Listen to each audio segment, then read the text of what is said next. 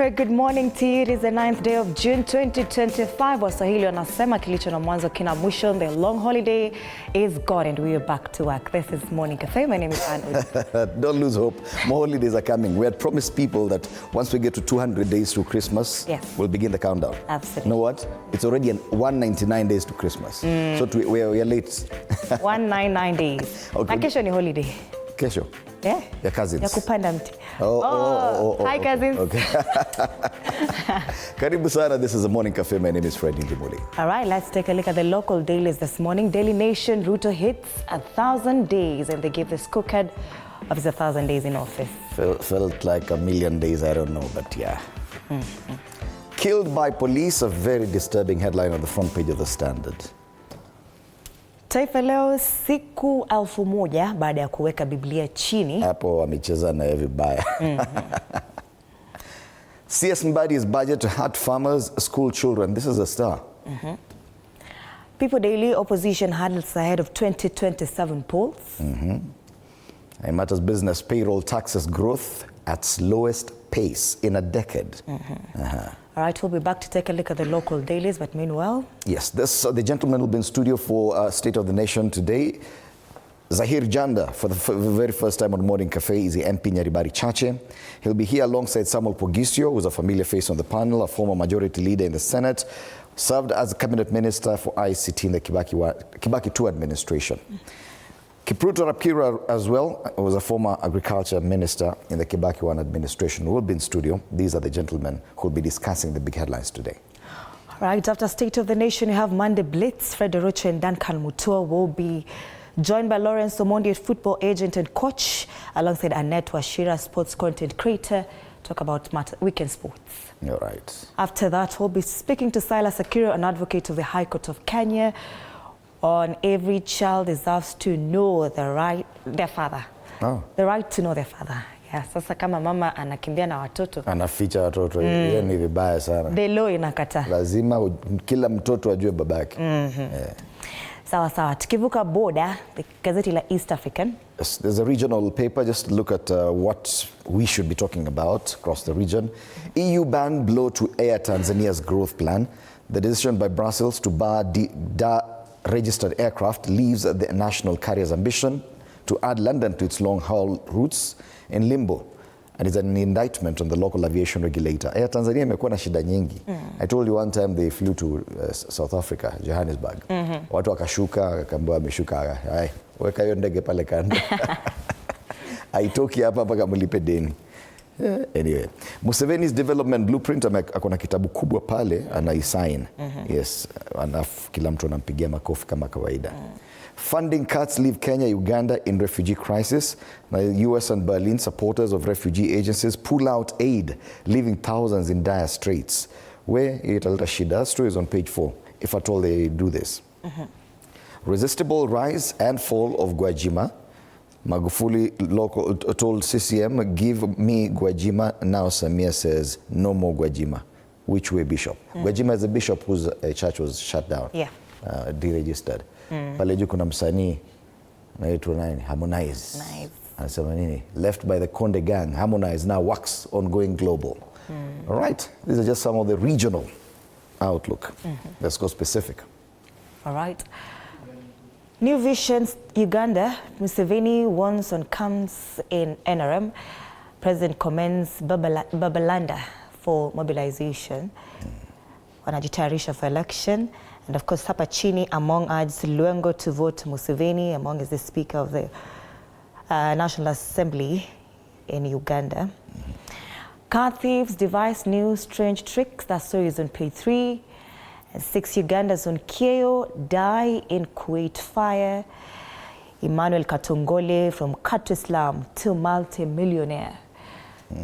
That's it. New Vision hawana mambo mengi. Bora Museveni yako kwa front page. Yes. Tuvuke bora tuingie Tanzania. And it sees a 607 billion shilling plan to change key urban centers. This is a National Housing Corporation in Tanzania. It has approved 61 property development projects worth over 607 billion shillings in what is said to become one of the largest state-backed real estate investments in Tanzania's history. Ni kama tu what you're doing in Kenya. But in Kenya pia tuko na NHC na tuko na affordable housing na tuko na zingine mingi. Horror road smash leaves 28 dead in Mbeya. Wow. This is a very harrowing story. Ajali moja, watu 28 wapoteza maisha. Way forward as unsafe abortions cost Tanzania more than 10 billion shillings annually. Tanzania is losing more than 10.4 billion shillings annually to treat complications resulting from unsafe abortions. A staggering cost that experts say could be avoided through legal reforms, expanded access to reproductive health and public education. Mambo kweli kule Tanzania. The Citizen, gazeti la Mwananchi, mlima wa mauti Mbeya ni eneo la mlima Luambi Mbeya. Watu 28 wafariki, 8 wakijeruhiwa. Ajali ya Costa na lori ni ajali ya 3 kubwa kwenye eneo hilo. Wananchi wataka hatua kali. Anasema 57 ni idadi ya watu waliofariki dunia katika ajali 3 kubwa zilizowahi kutokea eneo hilo mlima Luambi. So it's black spots. Historia inavyoandikwa daraja la Magufuli, habari kamili katika ukurasa wa 6. Anasema daraja hili, huu ni Abdalla Ulega, anasema kwamba daraja hili pia litaunganisha mikoa ya Mwanza, Gelta, Kigoma na mataifa ya Rwanda, Jamhuri ya Kidemokrasia ya Kongo na Burundi, ikiwa ni hatua muhimu ya kuimarisha utengano wa Afrika Mashariki. Kule chini, matarajio ya wananchi, bajeti kuu mwaka 2025 na mwaka 2026. Waziri wa fedha kule Tanzania Daktari Mwiguke Nchemba anasema kwa sasa wanaolipa kodi kwa uhakika ni waajiriwa serikalini na sekta binafsi, huku idadi kubwa ya Tanzania waliojiajiri kwenye sekta isiyo rasmi wakiachwa nje kwenye mfumo wa kodi. Hii inasababisha mzigo wa kodi kwa wachache. Same as in Kenya, guys with the pay slips are the ones who are paying most of the taxes. While informal sector ni kama wajafikiwa kabisa. A chopping life. Mchuano mkali wagombea kiti cha urais CWT hapo chama cha walimu Tanzania. Gazeti la Mwananchi. Kule juu kabla tusonge mbele wanasema CCM, Chadema na Chauma hapatoshi. Chama cha Mapinduzi, Chadema na Chauma hapatoshi. Habari kamili katika ukurasa 17. They're not very creative when it comes to the names for their parties. Anyway, let's come back and take a look at the weather situation. Yes. Here it is. All right. Tuangalie zoom.earth tuone wanasema nini. Mawingu yanatanda maeneo gani?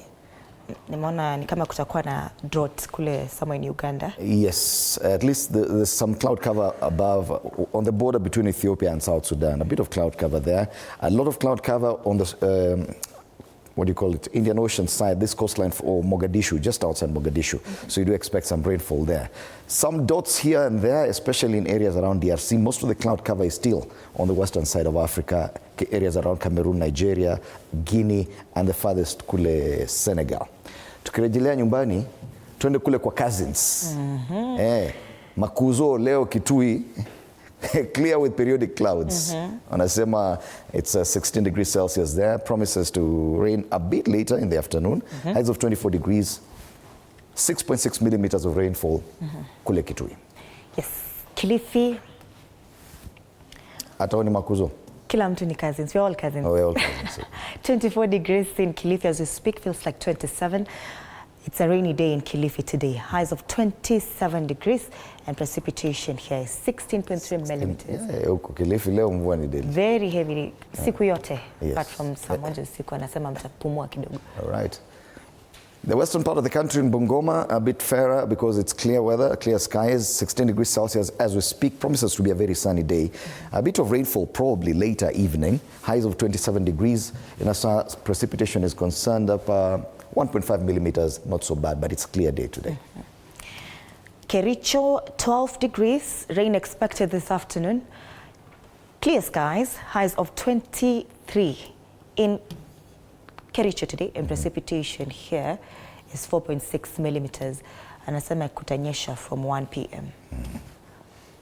Now in Nairobi, 15 degrees Celsius, mostly cloudy for the better part of the day. Promises to rain kidogo in the afternoon.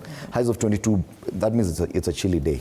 Yeah, 10.4 millimeters. So yes, leo beba mavuli ukiweza. Itanyesha. Yes, tuangalie sasa traffic situation. By the way, I saw somewhere there's a possibility of there being protests in the CBD today. So let's see if that threat could possibly affect the traffic situation. Right, it's been a long weekend, so most people had traveled out of town. They're back, biashara zinaenda kufunguliwa. Kama kawaida pale Pangani interchange, it's already building, lakini nothing out of the ordinary. The place is building slowly. Thika Road ukisonga kule juu, there's nothing much. It's new air all the way. Outer Ring Road is looking good. Kangundo Road is building up on both sides of the road. That means heading towards Njiru and coming towards town. Naona pale around Kayole, it's very red. Outer Ring Road huku kwingine, it's building up in areas around further Tasia, heading towards kwenye Donholm. Other than that, everything else is good. Jogoo Road, nothing out of the ordinary. Makadara pale ukielekea Mbotela, that's the only place. Ukishaingia town, issue tu ni pale Haile Selassie Avenue, around railway bus station, heading towards Marikiti. Apart from that, kila kitu ingine iko swari ama shwari. Swari. Areas around Loresho, Wayaki Way, getting into town is looking good. Mombasa Road is looking fine. So does Southern Bypass and Langata Road. So nothing much to worry about. Typical Monday traffic. All right, let's take a look at the quote of the day.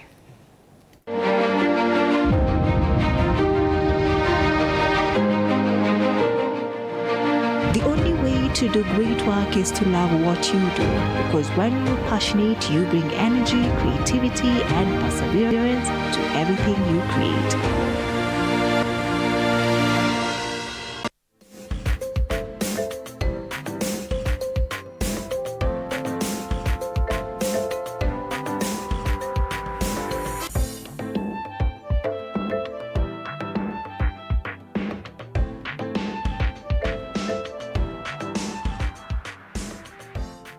All right, let's take a look at the local dailies. We start off with the Daily Nation. Ruto hits 1,000 days in office, and this newspaper gives an assessment of his performance in these 1,000 days. Sema half-term mark presents an opportunity to assess president's performance ahead of 2027 polls. They say President Ruto rode to power on lofty promises, projecting himself as a champion of the majority poor, but an assessment of his midterm record exposes missed targets and a nation in crisis, occasioned by demonstration by rising discontent that boiled over last year during bloody nationwide anti-tax riots. This newspaper has given a very, very comprehensive coverage on pages 2, 3, 4, 5, and 6. On economy, they say the GDP growth, Kenya's GDP grew by 4.8% in 2022 and dropped to 4.7% in 2024. Inflation was 7.6% in 2022, 7.7% in 2023, and as of May 2025, inflation has decreased to 3.8%. Now, shilling exchange rate, it was at 120 shillings and 37 cents in September 2022, and by June 5th, 2025. And that is one thing that they keep getting wrong. Watu wanasema shilingi ilikuwa vibaya sana, sasa ndio tumerudisha. No. The shilling was at actually 120 to the dollar. Yes. Now it's 129. Remember, ikifika 165, President William Ruto was president. Yes. Was in office. Yes. Watu waseme tu ukweli. Yes. Haya. Health pia iko hapo. Universal health coverage, 8,571 UHC workers hired by the Ministry of Health in 2020. They earn a salary of 50,000 Kenyan shillings monthly. Lakini, I saw a report sometime last week that there were a lot of ghost workers for UHC. As some are protesting pale Afya House that they're not getting salaries and they're not under pensionable terms. Nini. Kuna ghost workers. Right. 22 million is the number of Kenyans who had registered for SHA by May 13, 2025. 1.2 million have had their bills paid, with claims amounting to 4.45 billion Kenyan shillings. And matters education, funding for primary and secondary education since 2022, and summer 2021-2022, 18.2 billion shillings for primary education and 71.9 billion shillings for secondary education. 2023, 21 billion shillings, primary and secondary 92 billion. 67 billion shillings. For funding for schools. Haya, public debt tukimalizia. 11.35 trillion Kenyan shillings.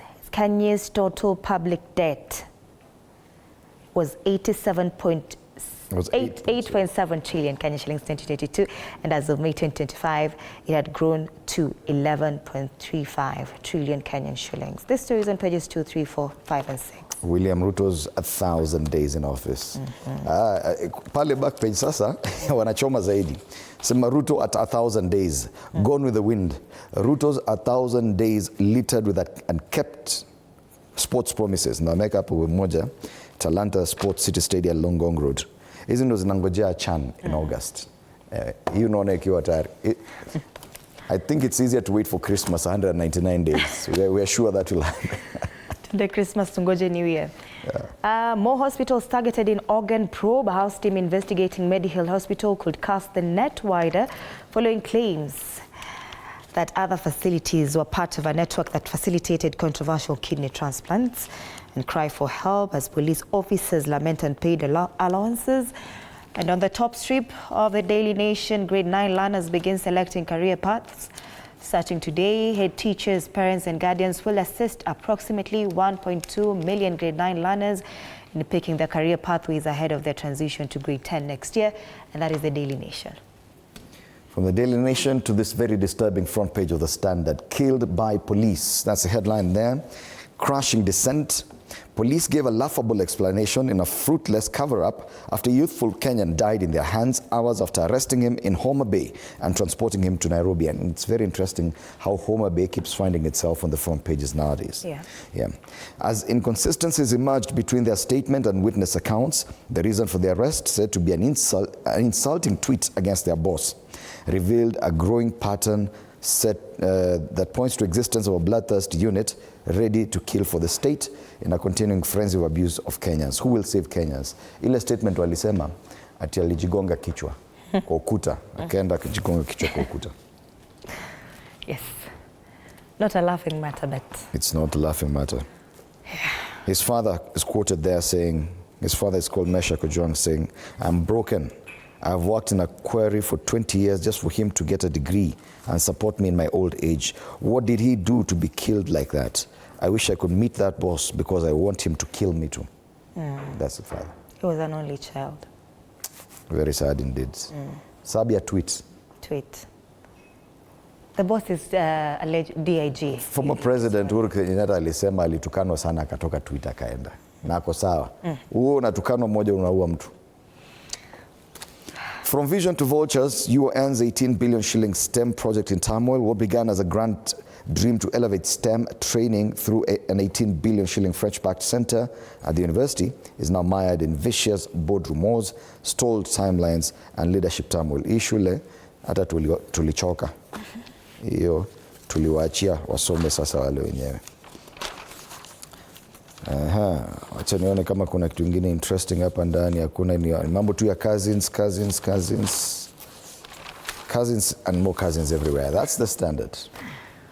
Cousins wapendani. Taifa Leo, siku 1000 baada ya kuweka Biblia chini, anasema serikali ya Ruto imekumbwa na misukosuko na kushindwa kutimiza nyingi ya ahadi ilizotoa kabla ya kura mwaka 2022. Serikali ya Rais Ruto imekosolewa vikali kwa kuzidiwa na changamoto katika sekta muhimu za uchumi kama vile afya, elimu na ajira kwa vijana. Habari kamili katika ukurasa wa 2, 3 na 19. Nasema hapa chini kwamba serikali imeshindwa kubuni nafasi milioni 1 za ajira kila mwaka. Vijana wengi waliohitimu hawana kazi. Misukosuko katika sekta ya afya haikomi.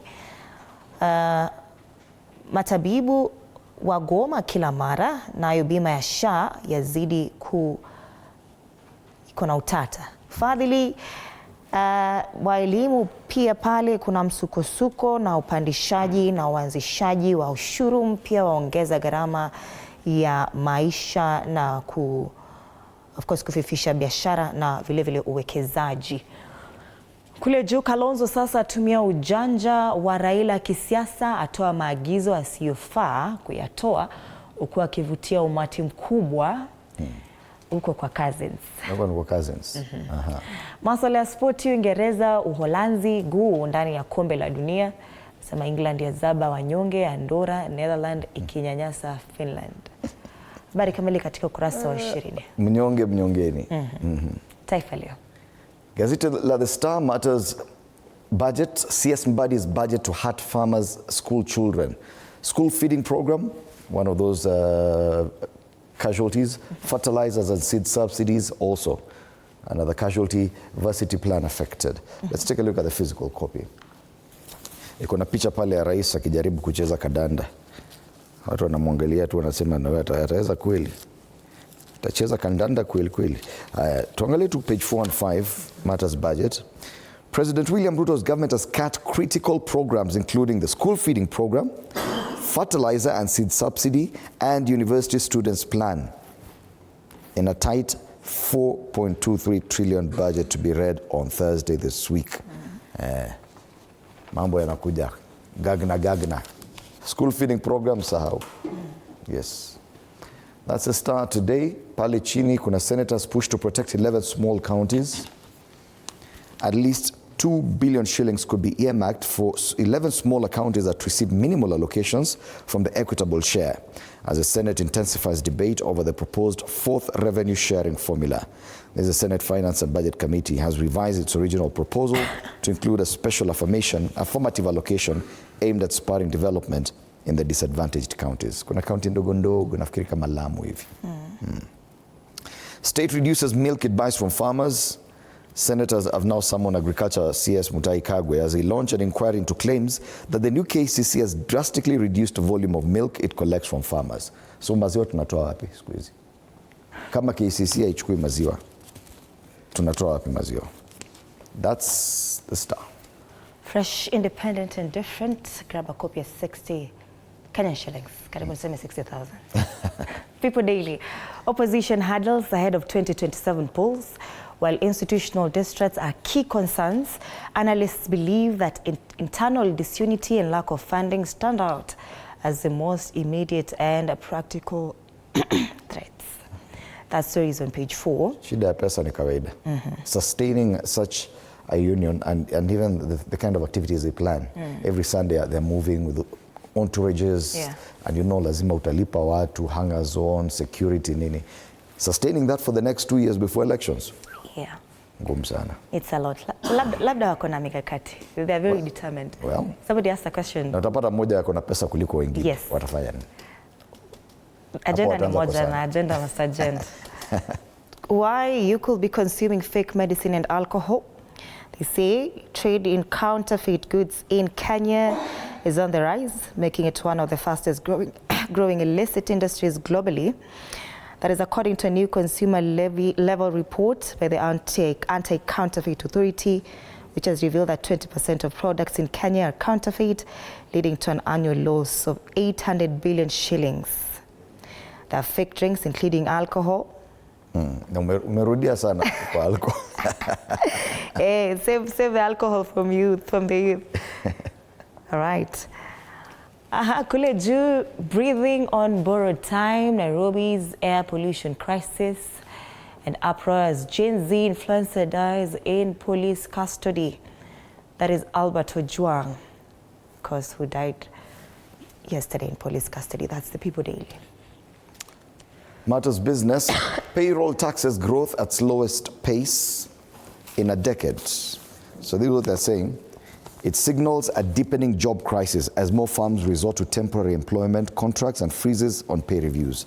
So taxes on worker salaries, allowances and wages grew a subdued 5.4% in the 9 months to March 2025. Now this is the slowest growth in at least 10 years since the pandemic period, signaling a deepening job crisis as large firms increasingly resorted to temporary employment contracts. Squeeze out to our lip ile permanent and pensionable. So ile watu walikuwa wanangojea pesa mingi kuje from that direction, it's not. Britam buys 764 million shilling stake in Nigerian reinsurer in revenue push. Pale on the ticker KNBS, Kipra flagged for 300 million rent spending. Rent peke yake. State loans to KQ hit 108 billion on interest. Accrued government loans to Kenya Airways rose to 3.1 billion in 2024 to hit 108 billion, driven by unpaid interest and principal, deepening the national carrier's dependence on its largest shareholder. So walikuwa wamesema it's now making profit. Kumbe ni serikali ilibeba tu mzigo. And finally, stockbrokers to dilute family hold in CMA rules, and that's matters business. All right. It's exactly 26 minutes past the hour. We'll be looking at some of these dailies with my panelists, Zahir Janda, MP Nyaribari Chache, Samuel Pugisio, who was a cabinet minister in the Kibaki II administration, and Kipruto Rapkirwa, who also served in the cabinet of President Mwai Kibaki. After that, Monday Blitz. Tutakuwa na Duncan Mutua and Fred Arocho will be hosting Lawrence Omondi and Annette Washira in studio to discuss the weekend sports and a lot more. Na wakili Silas Akiro atakuwa studio, anasema every child deserves to know their father. Hiyo hapana kuficha watoto, kila mtoto ajue babake. Tuangalie traffic just before. Bado kuna karikacha. Kuna karikacha. Tuangalie karikacha. Unatupeleka mbio kwa nini? Haraka nini? Daily Nation. Kuna hii kitu wanaita economic empowerment, which I don't know what exactly it is. Economic empowerment, they're just going around giving people money. So they're using a chopper, flying and dropping money, ndudhis, wheelbarrows, watu wanakimbilia, they're fighting for the money huko. Meanwhile, watoto wanasomea chini ya mti. Hakuna madarasa. Lakini pesa ya economic empowerment ya kutupa kutoka kwa chopper ni mingi sana. Hii ni Kenya. This is a standard. Right. Netanyahu is caricatured here. Anasema, I have nothing on me to prove your case, period. Lakini there are a lot of graves here. His hands are full of blood. So, you have nothing to prove a case, we have ICC warrant for arrest. When it's Hari, he goes totally different. These are like alternative cartoonist at the standard. The Star. Ando amecapture ile maneno ya cousins. Unashikanisha kila mahali. Kila mtu ni cousin sasa. Cousins wapendani. Cousins wapendani. Hi cousins. Hi Makuzo. Bas. People Daily. 27 politics. Watu washaanza kutumia mashete na mikuki. Kuthreaten one another. Wanashikiliwa na nani? Politicians ndio wanawapush. They're using guns, using machetes. Kuna jamaa pale ana sura tinginya. All right, it's 6:28 a.m. Let's take a look at the traffic situation one more time. And yes, something has changed, at least here. Unaona pale Pangani interchange, it's extended further down to next to KCA University, around the Utalii Drift, heading towards Pangani. Na pia pale Garden City Mall before you get to Allsops. That means Thika Road is getting very busy. Ngalia, between Githurai and Kasarani, it's already yellow. So anyone using Thika Road this morning, kama hujatoka pole sana, because you will spend quite some time there. Hata hii area hapa, area around Muthaiga, DCI, imeshikana sasa. Sasa hii ndio ile watu wana overlap on both sides of the road. Heading towards Kiambu, heading towards town. Anyone who's coming towards even TV47 sahi, tafuta alternative routes. Kangundo Road also is building up on both sides and gets even busy around Mojawan Market. Kwingineko kwenye kuna shida ni pale inaitwaje Eastern Bypass. As you get towards Cabanas, you can see this entire stretch of red after that Outer Ring interchange. Pale imekuwa red. Mombasa Road lakini upande ni kama watu waamki. They're working from home. Fadhali wao. Heri wao. Heri wao. All right. I can see in studio our guests are already in. Waziri Kipruto Rapkirwa ashafika, karibu sana, good morning. Asante. And Waziri Samuel Pugisio is also in studio looking fresh, karibu sana. Thank you. We'll be joining them after the break for the discussions on what we have on the dailies this morning. We're also expecting that Zahir Janda, the MP for Nyaribari Chache, will be joining us as well. Right, meanwhile, interact with us on our socials, TV47 Kenya on Facebook and on YouTube, on X, at TV47 News KE. My handle is at Anna_Dida and the hashtag is Morning Cafe. Yes, my handle is at Fred Ndimuli. You wanted to laugh at me, yes. No, hiyo sauti yako nikawa break voice ikanikumbusha kuna jamaa anasema mimi nakaa kweli kama ninakosa base. Koma kabisa. Stay with us.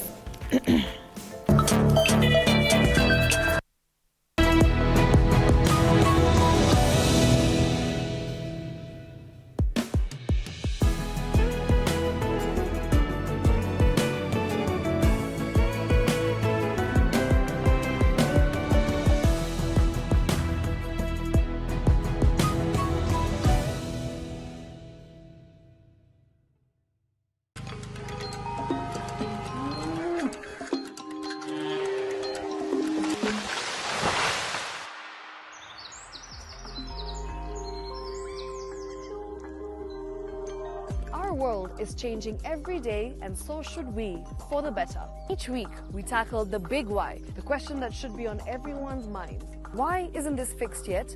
Deforestation, global warming, and the adverse effects of climate change. The future isn't just something that we inherit, it's something that we create. Join us on The Green Fix as we tell the stories of those who refuse to give up.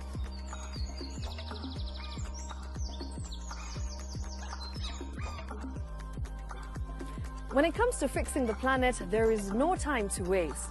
Join me, Shiksha Arora, on Thursdays at 9 p.m. on The Green Fix as we look into the big why, you and I.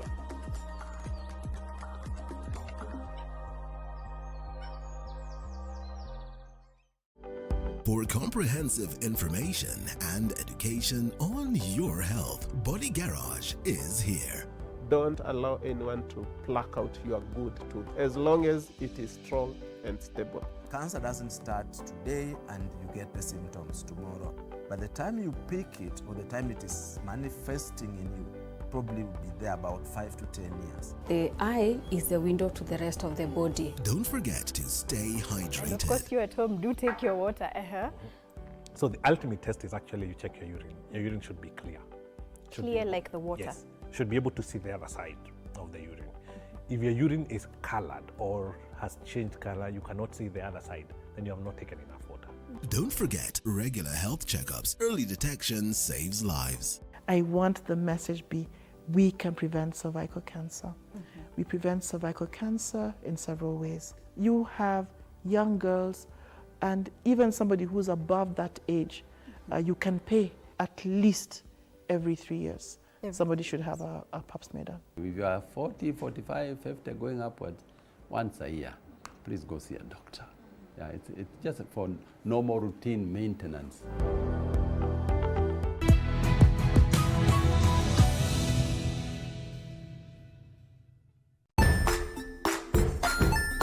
Hey there, friends. Welcome to Kids on the Block, where fun and imagination come alive.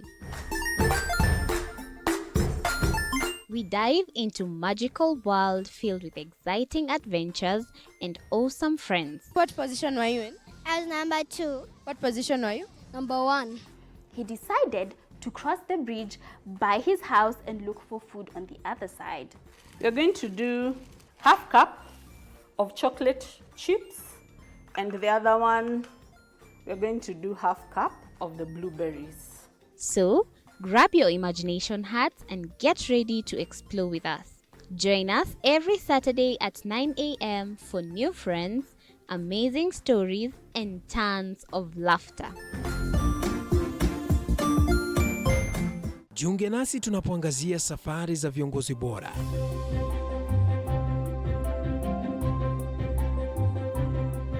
Kutoka kwa ushindi mkubwa hadi masomo magumu. Wakati wetu kwamba wasichana si wa kusoma, ni wa kuolewa, ng'ombe ipatikane, wazazi wakuwe watajiri. Tunashughulikia yote. I wish I were a better investor. My parents taught me how to look for things for myself.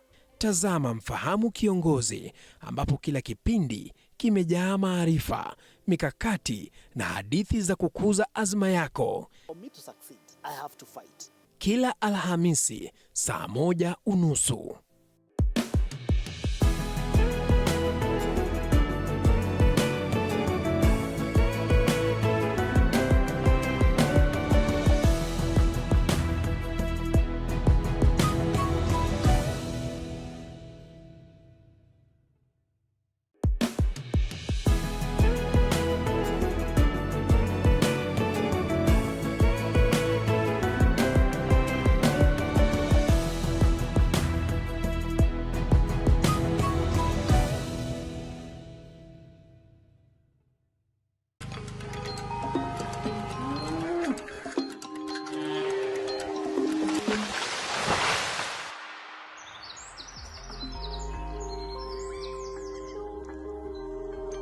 Our world is changing every day, and so should we, for the better. Each week, we tackle the big why, the question that should be on everyone's minds. Why isn't this fixed yet? Deforestation, global warming, and the adverse effects of climate change. The future isn't just something that we inherit, it's something that we create. Join us on The Green Fix as we tell the stories of those who refuse to give up.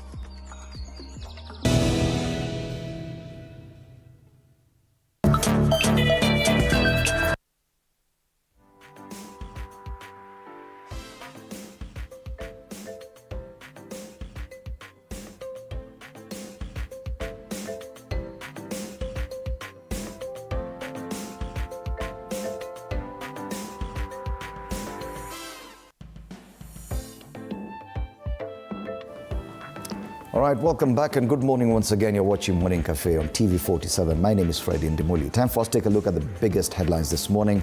And I think one of the most disturbing headlines is on the Standard, killed by police. This is a case of a 31-year-old man who was arrested by police in Homa Bay on Saturday, transported all the way to Nairobi. 2 days later, he's dead. Even as we speak, I can see tweets here saying that another young Kenyan, his name is Kevin Moinde, was also picked up by police in Kisii for a similar allegation, a post criticizing DIG Eliud Langat, and is being held in Nairobi as we speak. The top trend this morning is Kamukunji Police Station, where Alfred is being held, and DIG Eliud Langat, who's mentioned in both cases. Allow me to introduce my panelists this morning, beginning on my immediate left, Kipruto Rapkirwa, who has served as Minister for Agriculture in the Kibaki 1 administration, and before that as MP for Cherangani. Karibu sana. Yes, my pleasure. Samuel Pogisio is also with us today. He has served as Minister for ICT in the Kibaki 2 administration. He has served in the Senate as Majority Leader and also as a Senator for West Pokot. Before that as MP Kacheliba constituency. Karibu sana. Right, thank you. This is one of the saddest things to see or to wake up to on a Monday morning. And a similar case, only last week, we saw another young Kenyan arrested for doing something online, opening a website, ostensibly to discuss a finance bill, then they ended up in prison. Now this one, a tweet has led to the death of a young Kenyan. Police yesterday gave out a statement saying that he died by suicide, that he banged his head on the wall, and many people are finding that hard to believe online. I don't know what your sentiments are, because I'm not even sure what kind of question I can ask about this, Ruto. Ruto. Yeah, first of all, allow me to send my sincere condolences to the parents of Albert Ojwang and the people who knew him. It is indeed unfortunate that it is happening in our country, this kind of a heinous crime, when we have a robust constitution, which does give a lot of leeway in terms of expression, participation in any form of resisting the state in terms of them going against or doing some excesses. It is a reminder of 1933, when Gestapo in Germany used to pick people, they disappear, only to hear that they have been killed. And that was, of course, the beginning of the leadership of the late Adolf Hitler, who eventually, when he realized things were not working, committed suicide after poisoning his family. It is unfortunate, and we call upon the leadership of this country that even if you must lie, please lie within certain bounds of reality or common sense. You cannot say somebody normal, somebody not really possessed, has the capacity to commit suicide by hitting himself against the wall. Why didn't they wait for autopsy to be done for purposes of confirming what could have caused the death of Albert Ojwang? And what can we do except say we condemn, and we just hope that sanity will come back to Kenya. Bwana Pugisio, this is coming at a time that we are almost marking 1 year since the Gen Z upheaval that led to the deaths and disappearances of so many Kenyans, some of whom are yet to be found. And by now, we should have learned something. We should have learned a lesson or two. Even our security agencies should have learned something. Yet we're seeing a return, a repeat, or a continuation of the same. What are your sentiments about this? Thank you. I also want to send condolences to this family and to the people of Homa Bay, wherever he came from, and to Kenyans. This is one Kenyan gone under very mysterious circumstances. But Fred, I also have condolences to send to the people of West Pokot following the collapse of a gold mine that killed several people during this weekend. On just some of the families have lost loved ones there. We have a situation in our hands which is very telling of governments. And I think we've said it here before, we're getting to a situation of intolerance to opposition, intolerance to criticism. And that is not very good for the country, that somebody who is exercising their mind and criticizes somebody should end in this kind of way. We do not need this at all in this country.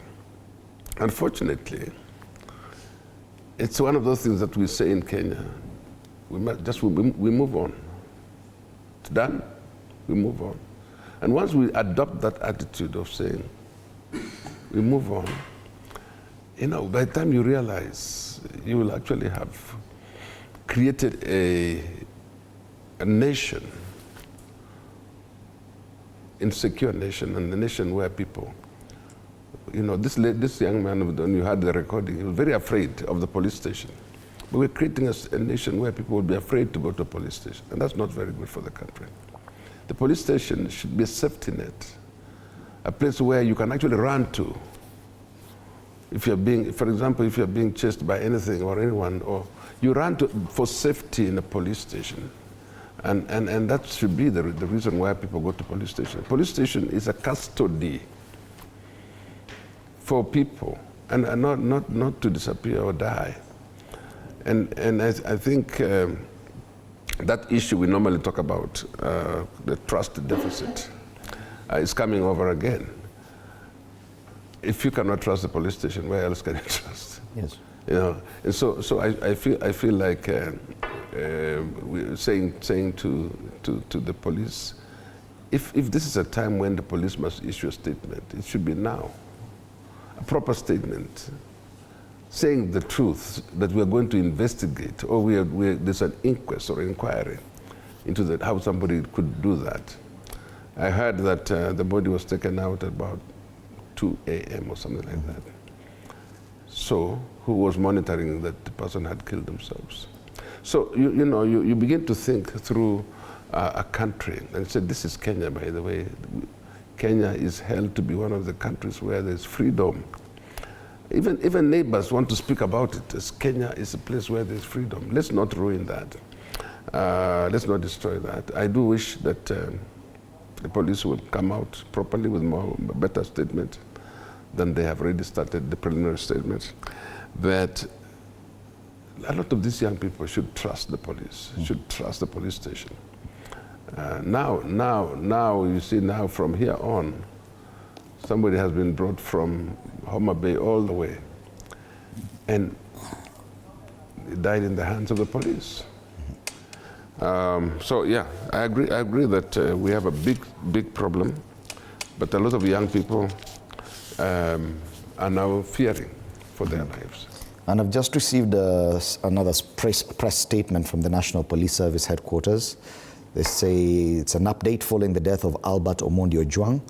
So the National Police Service wishes to inform the public that following the tragic death of Mr. Albert Ojwang while in police custody at Central Police Station, Nairobi, and to ensure a thorough, impartial, and expeditious investigation by the Independent Policing Oversight Authority, IPOA, the Inspector General of the National Police has ordered the interdiction of the following officers with immediate effect.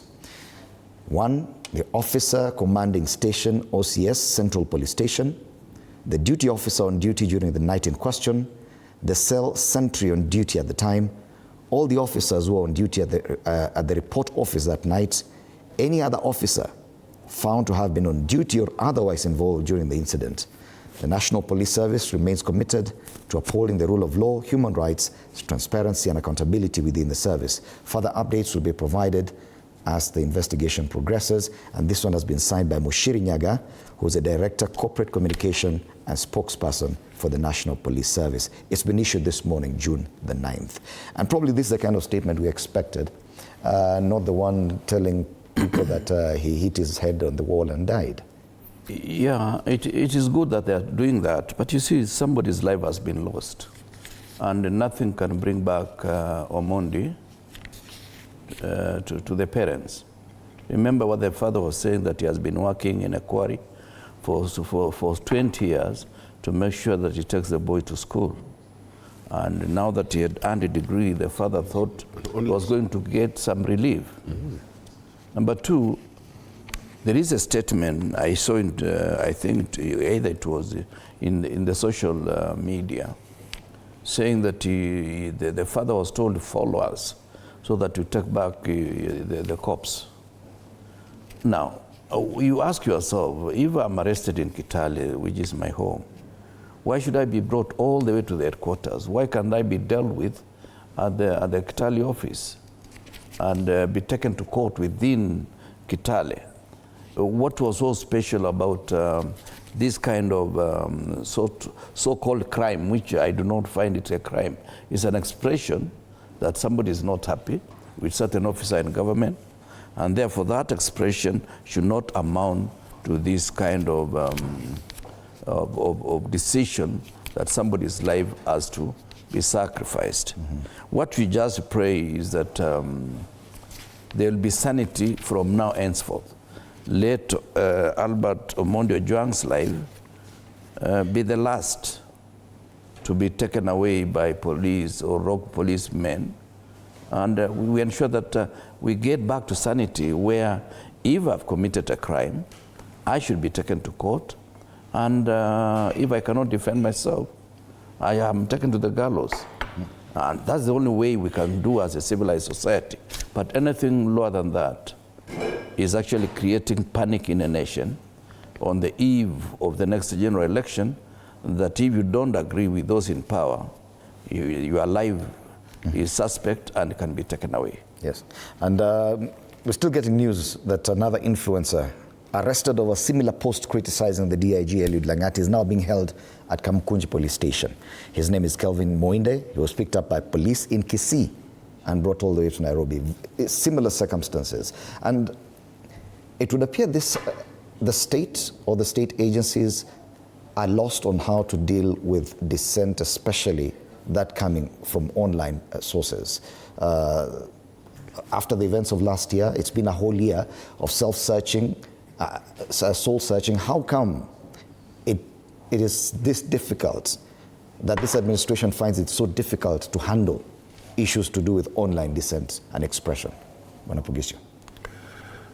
Fred, I suspect that this is also another good time for the IPOA, for example, to begin to take concern about this situation of online, what we call online offenders, whatever you may call it, if they're offenders.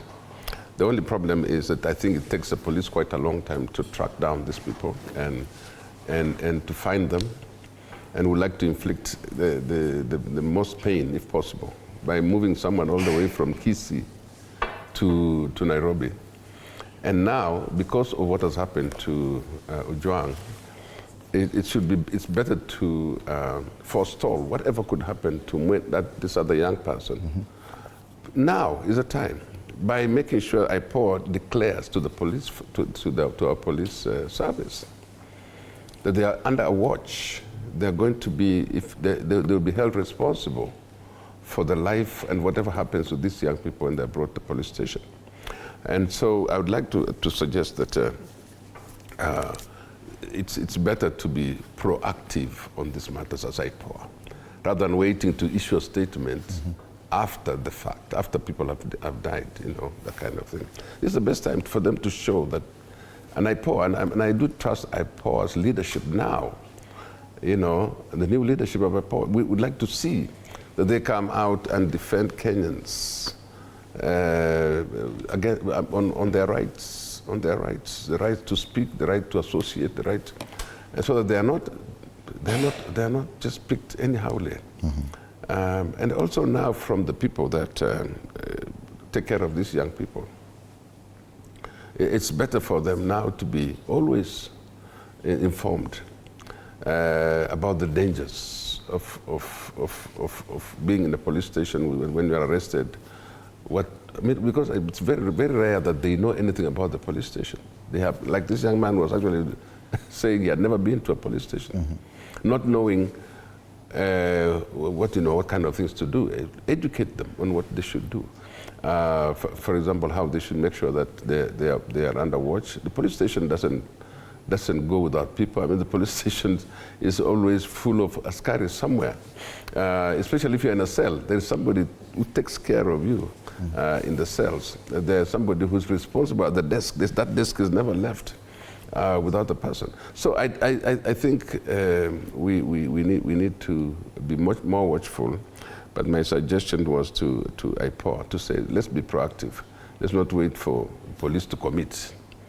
And then you start talking about how somebody is going to be kicked out of, suspended, whatever it is. The officers, even higher than that OCS, must be investigated. Yeah, right. I mean, it is time to investigate everyone who may have been responsible. And I saw the statement there signed by the police spokesperson. I'm glad there's a statement like that, which is at least assuring that something has been done. Okay. Allow me to welcome to the panel Zahir Janda, is MP Nyaribari Chache. Karibu sana to studio. You found us discussing this rather disturbing headline following the killing of a young Kenyan in a police station. The police have just released a statement right now saying that quite a number of officers have been interdicted. Yes, they've ordered the interdiction of many officers, including the officer commanding station, duty officer on the night in question, the cell sentry, and others. But we're just talking about the nature of the kind of relationship we're having, especially young Kenyans and police and the security agencies in Kenya, because the accusations about abductions, about killings continue. Curiously, we're just about to mark 1 year since the events of last year, June 25. What is your sentiment about this? Thank you so much. First things first, I would like to express my condolence to the family of Ojwang, the young man who died. It is very sad, it is very unfortunate of what has happened. This is not acceptable, and no one should just die in that circumstance. At the same time, we must also condemn with the strongest terms possible of what has just happened. Secondly, I think and believe that IPOA should come out very, very, very strongly. Otherwise, we will not have faith in IPOA, you know. We shouldn't just brush off this and say, oh, the investigations are happening and we will see what's going on, and, you know, the usual dragging. I think it's about time that now the police should up their game.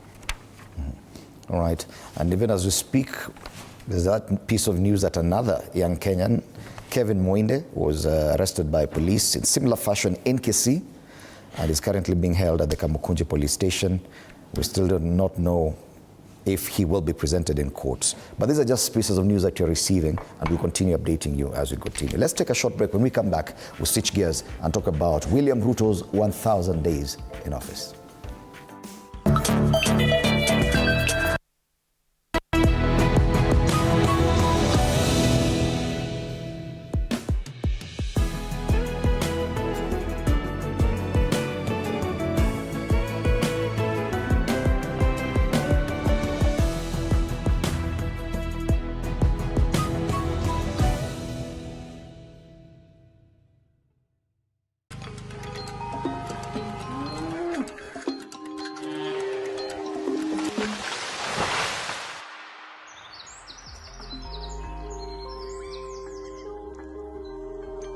Our world is changing every day, and so should we, for the better. Each week, we tackle the big why, the question that should be on everyone's minds. Why isn't this fixed yet? Deforestation, global warming, and the adverse effects of climate change. The future isn't just something that we inherit, it's something that we create. Join us on The Green Fix as we tell the stories of those who refuse to give up.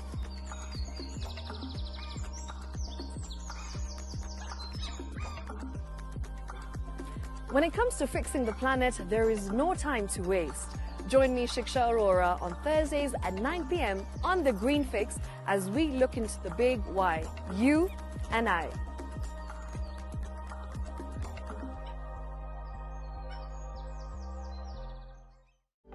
For comprehensive information and education on your health, Body Garage is here.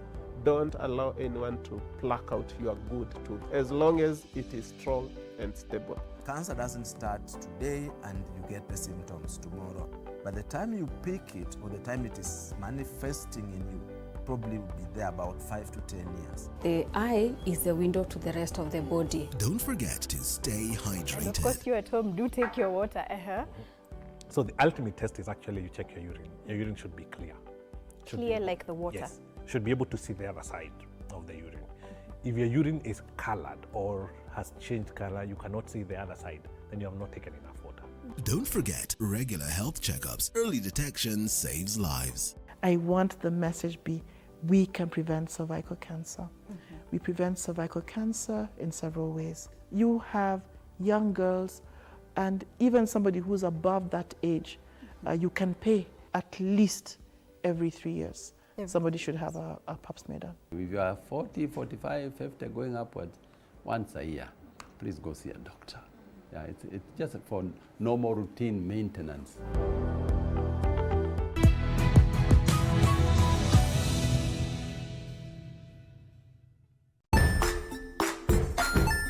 Hey there, friends. Welcome to Kids on the Block, where fun and imagination come alive. We dive into magical world filled with exciting adventures and awesome friends. What position were you in? I was number 2. What position were you? Number 1. He decided to cross the bridge by his house and look for food on the other side. We're going to do half cup. Hasa kiongozi wetu mkuu. Speaking during a church service at the Church in Africa, Uhuru in Makadara, Nairobi, President William Ruto said no name calling will intimidate his quest to serve Kenyans. I am focused on transforming Kenya.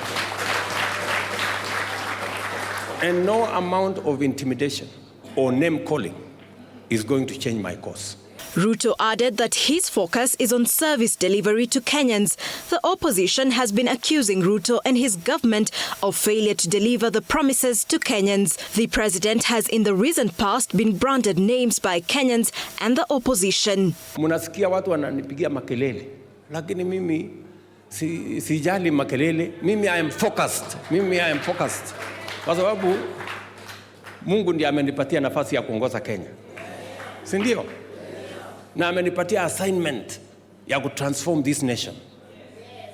Na hiyo assignment I will see it through. The leaders who accompanied the president criticized the recent remarks by Kotu boss Francis Atwoli, who have been accusing the government diverting monies meant for the affordable housing program to other projects. Ni kuencourage rais wetu. Nimeona watu wakipiga kelele, wale watu wa Kotu wakisema ati affordable housing hawafai kujenga soko, hawafai kujenga shule, hawafai kujenga nini. Tulikana kama Council of Governors na Your Excellency. Ukienda Mukuru, zile nyumba zinajengwa in the tens of thousands. Si ni kweli? Kule Kibra kuna housing. Langata kuna housing. Affordable housing sio nyumba peke yake. It is a community. Hawa watu lazima wawe na njia ya kuishi. Ukileta watu 10,000 mali moja, si soko inatakikana? Si ndio hiyo? Si shule ya ECD inatakikana? Kuna maneno wanatoa kwa kinywa chao, maneno ambayo hata wewe kuyasikiza yanahuzunisha. Wao wakisema mambo ya one time, sisi tunasema affordable housing. Wao wakimuita Kasongo, sisi tunasema azidi kuweka stima. Wao wakimuita majina na wao walifanya quarter term, sisi tunamwambia aendelee na women economic empowerment. Leaders are ordained by God, and it is our responsibility to respect them. God has put them there for a purpose, so let us respect them. Gen Zs, millennials, we are not fighting. Kenya is all we have. It is our country. They further accused the opposition of lacking an agenda to transform the country, saying the leaders led by former Deputy President Rigathi Gachagua are only driving tribal politics. Nilisikia juzi ule jamaa alikuwa ule wa ukabila. Akiuliza rais ati nani alikwambia tunataka manyumba? Atumjengee yeye akae na yake amejenga, alisema sijui 150 million kule, sijui kuna wengine Karen. Wananchi wa kawaida wanahitaji hiyo nyumba, si wewe unajengewa. So mind your business. President Ruto joined faithfuls of the Church of Christ in Africa, Uhuru, for a Sunday service, Makadara constituency, Nairobi County, on Sunday. Juu ya mita yao. All right, the front page of the Daily Nation reads, Ruto hits 1,000 days. Hafta Mark presents an opportunity to assess president's performance ahead of 2027 polls. So President Ruto rode to power on lofty promises, projecting himself as a champion of the majority. And an assessment of his midterm record exposes mixed targets, not mixed, missed targets, and a nation in crisis, as demonstrated by rising public discontent that boiled over last year during bloody nationwide anti-tax riots. And this story has been given a lot of coverage here. Acres and acres, pages, page 2, 3, 4, 5, 6. Let's just take a look at some of the headlines on this one. Page 2 and 3, they talk about Ruto at 1,000. A mixed bag of presidents grumbling among Kenyans grows. Page 4, Ruto's record on human rights growing worse. Page 5, broken covenant, they ask. Can the church forgive and love the president again? Page 6, and this one they quote the ODM Secretary General, and he says, Ruto does not deserve a second term. On the back page of this paper, gone with the wind, Ruto's 1,000 days littered with unkept sports promises. And the question is, Bonakiru, are we being a bit too harsh on the president? You've served in cabinet with another president. Is 1,000 days too little or too soon for us to pass judgment on a success or otherwise of our president? Yeah, that's about, thank you, Fred. That's about 3 years. And 3 years is a period through which we should be funneling out some of the promises. And I think the president at the beginning of time did not really capture the essence of the manifesto very well.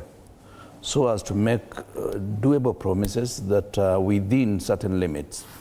He had very ambitious programs, like affordable housing was talking of 200,000 every year, which was very lofty.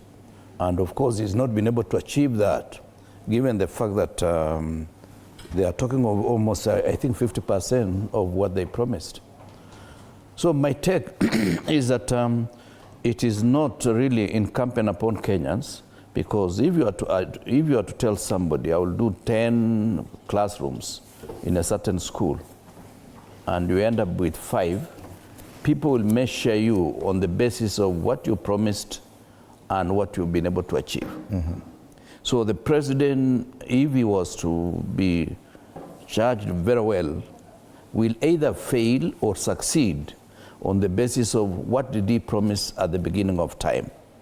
For example, when they said the shilling has improved, it is the shilling that they found at 120 to $1. And because of certain dynamics, it went up to 159. Then it came back to 129.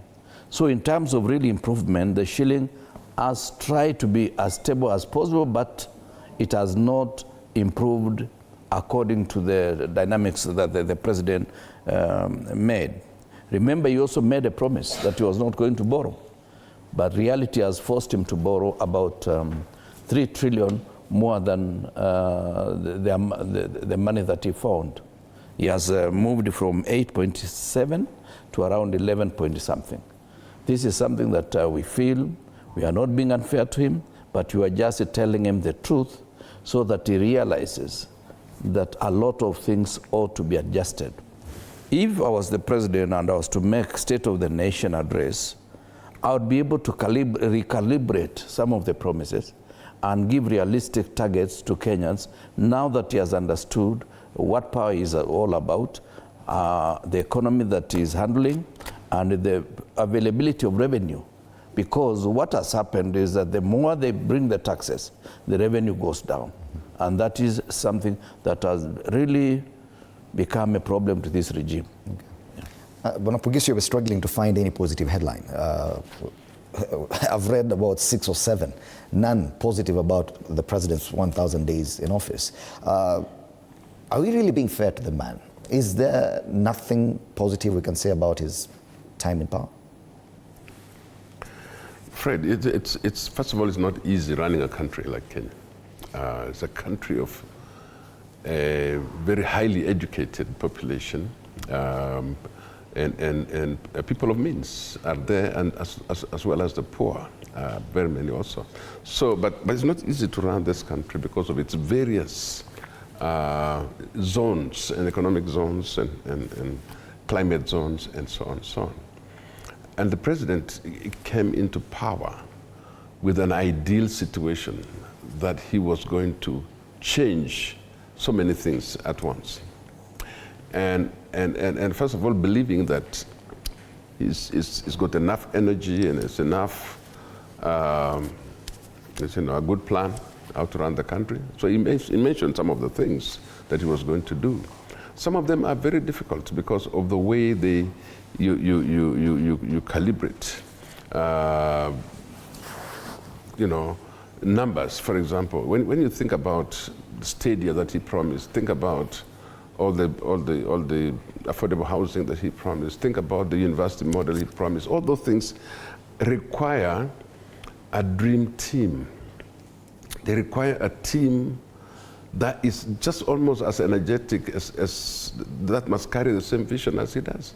And I keep saying, unfortunately for him, he could not put the team together because now the political situation began to explode after the Gen Z's the last financial issue that we had. From then on, the politics have changed. The people who used to be in the opposition now run the government. The people who are in government, some of them had to leave.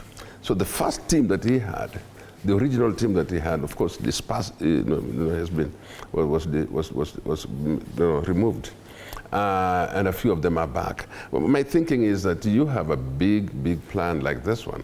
You must as well have a team that shares the same vision as yourself and who have the same training, energy, and the same capacity to run these programs. So I do believe that he probably intended well and meant well when he first of all took over as president.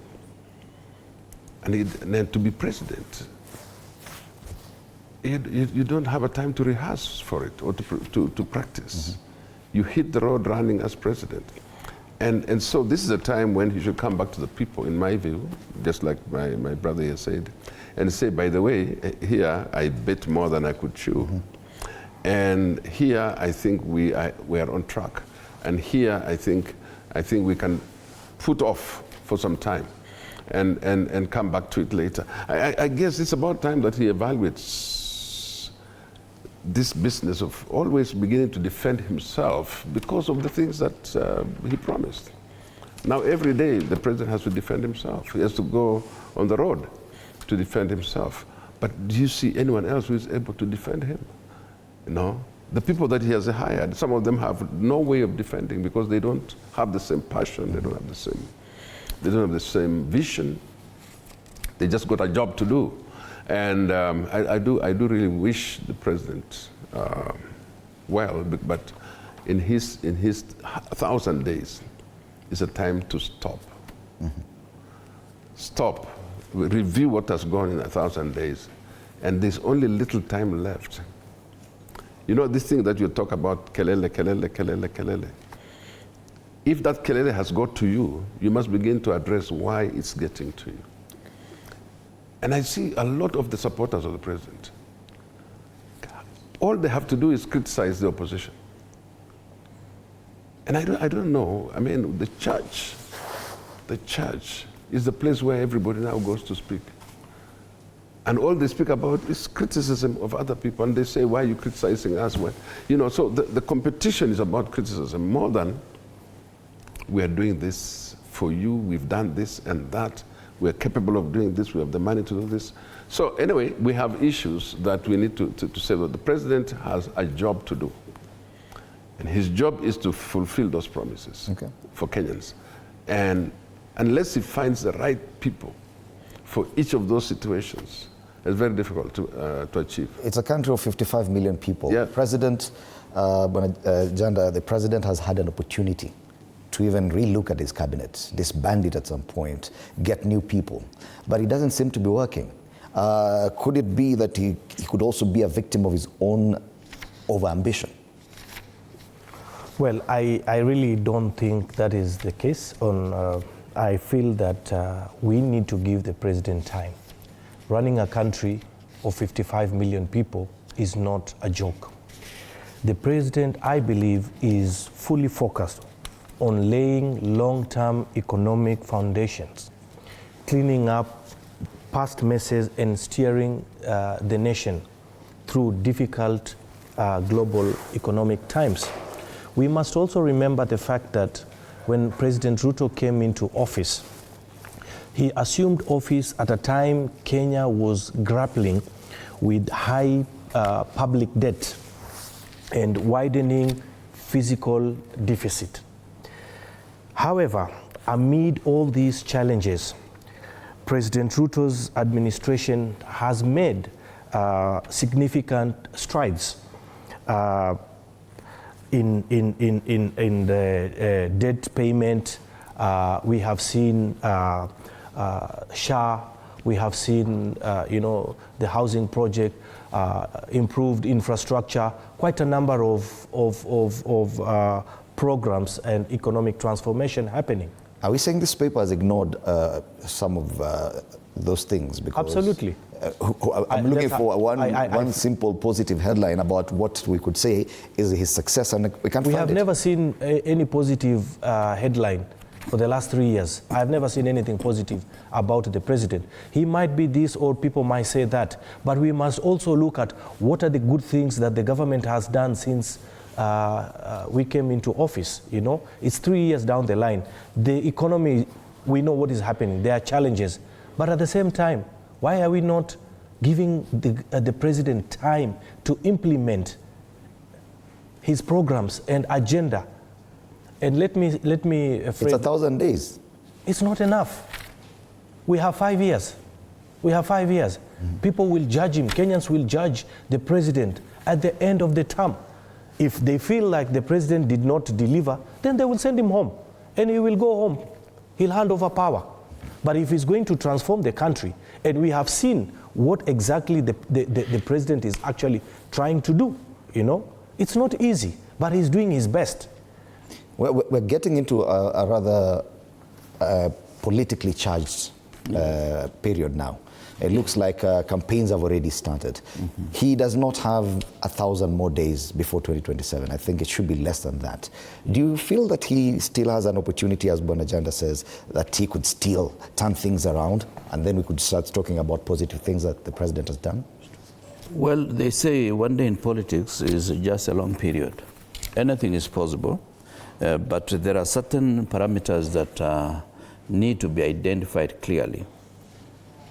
You see, initially, for every 55 shillings that they were collecting in terms of revenue, it was going to retire the debts that we had. That figure has worsened to the extent that today, for every 100 shillings we collect, 70% or 70 shillings will go towards retiring the debt. And that is something that means we will be forced to borrow more and more, because 30% is not enough to deal with recurrent expenditure and also to do development projects. That is one parameter that this regime should have understood. The other issue is the question of taxes. Much of the complaints Kenyans have is that you are taxing us and we are not seeing effective services being delivered. For example, those who live in this city, they know that the city government or the county government of Nairobi is collecting a lot of revenue and is also getting some money from Exchequer, but we are not seeing improvement on certain roads within the city. This is what makes people not very happy. The other issue is, which I feel the president ought to do, is to improve communication. You see, when you talk of SHA and all these others, it took a lot of time for people even to understand, just because there was no effective communication, and it was also shrouded in mystery. And that's why there were so many false starts at the beginning in terms of the moving from NHIF to the current system of healthcare. And this makes the public almost get worried. The other issue, which is also important if the president has to correct, is the issue of every project has a scandal behind it. Remember, there are done issues about the airport and even this health system, that some people, for the next couple of years, they'll be collecting money. Instead of a system that they could have repaired with 70 billion, it went up to 104 billion. And that is something that people are wondering, why is it happening? So it is not just alone that the president is not able to deliver. There is lack of effective communication to the public to understand what is happening. Even the model of education funding for various university students, they are the ones who told us this is going to work, but it is not working. Many students are getting into a lot of problems. Even the capitation, even for other schools. Today now we are learning that perhaps certain programs will be removed for schools, and even day secondary schools are not going to have the kind of support they have been enjoying for the last many years or so. So these are issues that the president ought to understand, that unless he's able to do something, the wrath of Kenyans are going to tell him this is not the way to do things. It may be well-intentioned, but we are not seeing the results ourselves. Has he spread himself a bit too thin, that there's so much he needs to do that he's not able to focus on one thing? Could that be the problem, Bwana Pugisio? Well, that is one of the problems, Fred. The fact that there is so much that he has promised that even just spreading himself very thin. And then, of course, the economy is another thing altogether. From year to year, you don't know what's going to be collected, you don't know how. And the debt is catching up with us. The easy way out for most governments is borrow externally, borrow internally, so that you can actually meet your budget. It's easy because you want to do something about it. But what happens is that your debt has no ceiling, completely no ceiling. So you'll continue borrowing and making it bigger and bigger. The bigger the problem. We also used to blame the other government of borrowing, and now this one has gone a bit higher than by about 3 trillion. So I'm just thinking, what looks like success, you see, if you look at it seriously, you're in debt. Yeah, I mean, even as a family, you know for sure that you can meet all your luxury life from debt if you want to. Just keep borrowing and borrowing. But do you think that is a good thing? Is that prudent? No. So I think reality must come to the rescue of our president, and realization that, by the way, this place, I run it just like a family, like a business, not even a family, like a business, so that I can know how to manage this runaway borrowing. And I believe that since the president has a determination, as he says, he has an assignment, as he says, to work and make Kenya go higher. He says he has an assignment. So who is going to assist him to do that assignment? Does everybody else have that assignment in their mind? We don't know that. So I do believe that, like Mheshimiwa here says, he took over at a time when Kenya was in deep financial troubles, and you would wonder, if you're planning to do something and you come from that system yourself, okay, so why was it not taken into consideration that we are in some financial trouble and a big debt? So why are we planning things? He was deputy president then. Yeah, he must have understood how about the situation. So as you come into these promises, you come knowing all the factors that were there before you came into power. And I think the idea that he has to transform Kenya that he has is a very good idea. But it must be done in a way that even Kenyans are carried along. See, we said here that there's no positive headline. Does that mean that everybody in Kenya doesn't enjoy or doesn't like what the president is doing? No. It's just that I think how to communicate what you have done and what you intend to do, how to bring people on board the people. Instead of people just being consumers of what you are doing, onboard them, bring them on board so that they also walk with you and work with you. Too many promises go now with too many explanations. Okay? So now you have the duty of transforming Kenya, but you have to keep talking about it. And things on the ground are different. Things on the ground are different. And there's more anger among the leaders. The people who are supposed to help the president are getting every day angrier about the opposition. Okay? The language which is being used now on platforms, it's amazing. Insults, direct insults. And how is that helping the president? You tell me. Okay. Yeah. A TIFA poll released last week, said that 75% of Kenyans feel the country is headed in the wrong direction. I don't know if you agree with that, because the headline here says, Ruto at 1,000, a mixed bag for president as grumbling among Kenyans grows. So it is indeed true that there's a lot of discomfort, a lot of discontentment among Kenyans. If at all there were really positive things that people can see and experience, then that would not be the same. Wanajanda. I hear and I feel Kenyans, and I think, Fred, from where I sit, first things first, it is too early for campaigns. This is premature and destructive. The focus now is on governance and service delivery to the people of Kenya, and not politicking. And the president and his team are actually working. This is the reality. And I'm pleading with my fellow citizens of this nation. Let us give time to this government to ensure and make sure service delivery to the people. That's what I can say. Yet we're seeing something, and I think it is in one of the cartoons, I think the cartoon on the Daily Nation today, about this economic empowerment program. And probably that is part of the reason why many Kenyans don't understand it, because even according to the cartoon, there are choppers pouring money from up there, but then again, you look at people learning under a tree. This economic empowerment program, where did it come from?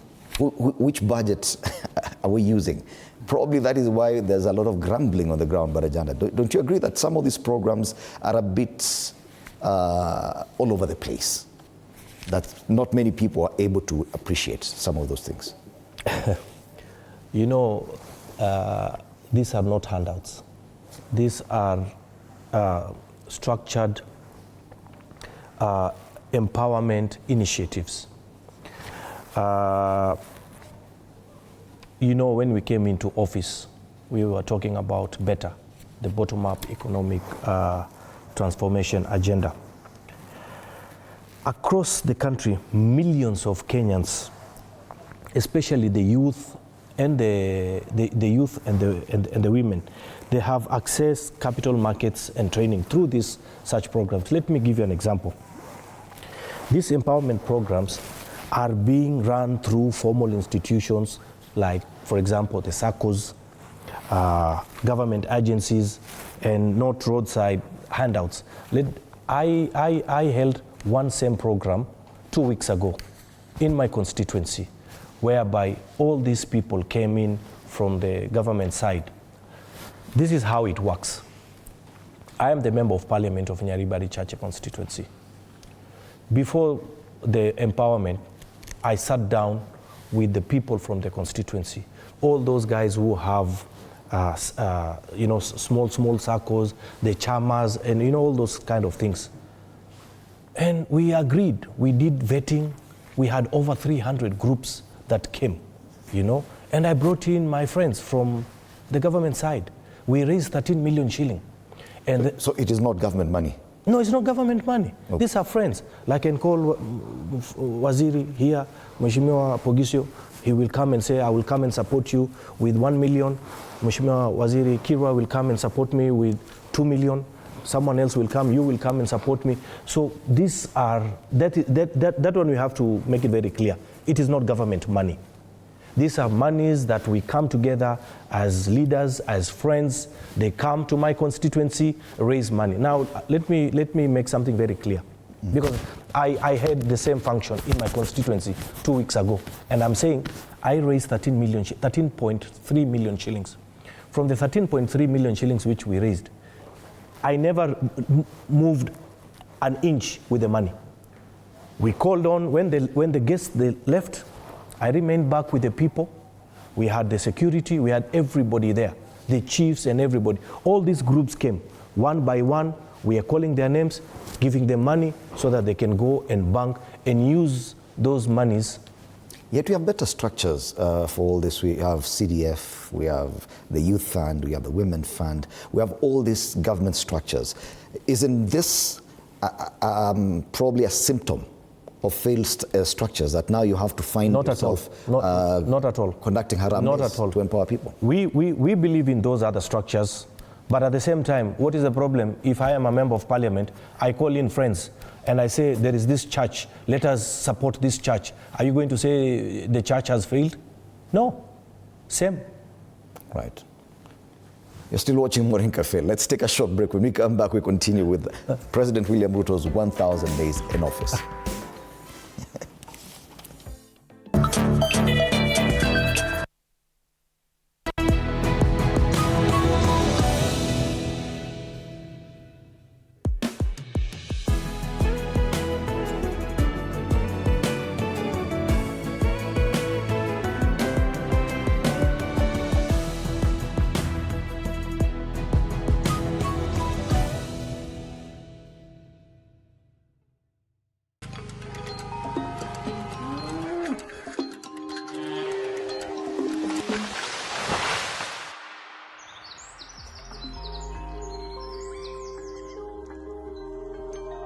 world is changing every day, and so should we, for the better.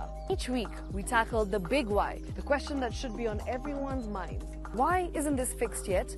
Deforestation, global warming, and the adverse effects of climate change.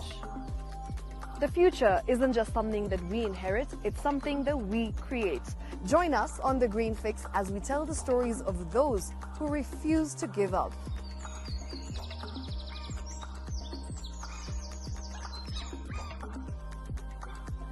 When it comes to fixing the planet, there is no time to waste. Join me, Shiksha Arora, on Thursdays at 9 p.m. on The Green Fix as we look into the big why, you and I.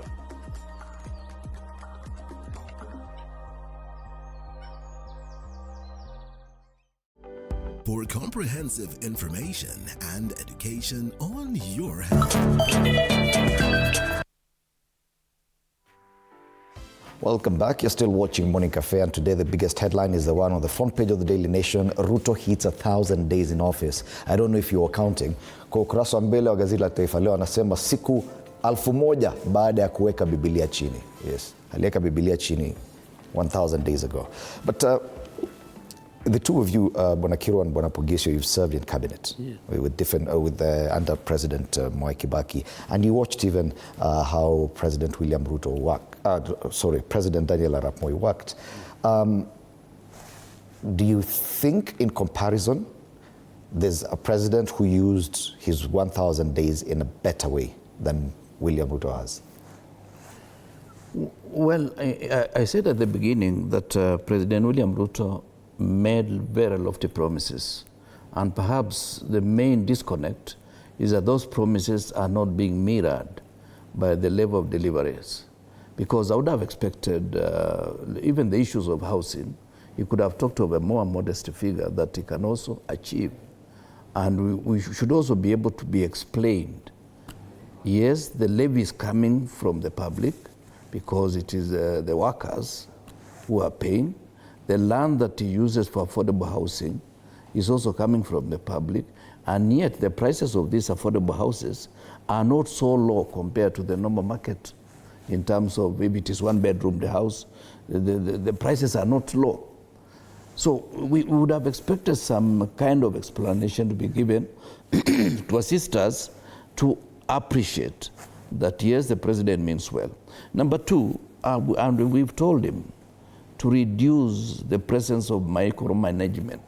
It should allow public servants, and I've said, Kenyans are well trained. They have gone to school, they have experience, but they do not have latitude or freedom to make decisions in their own unique environment.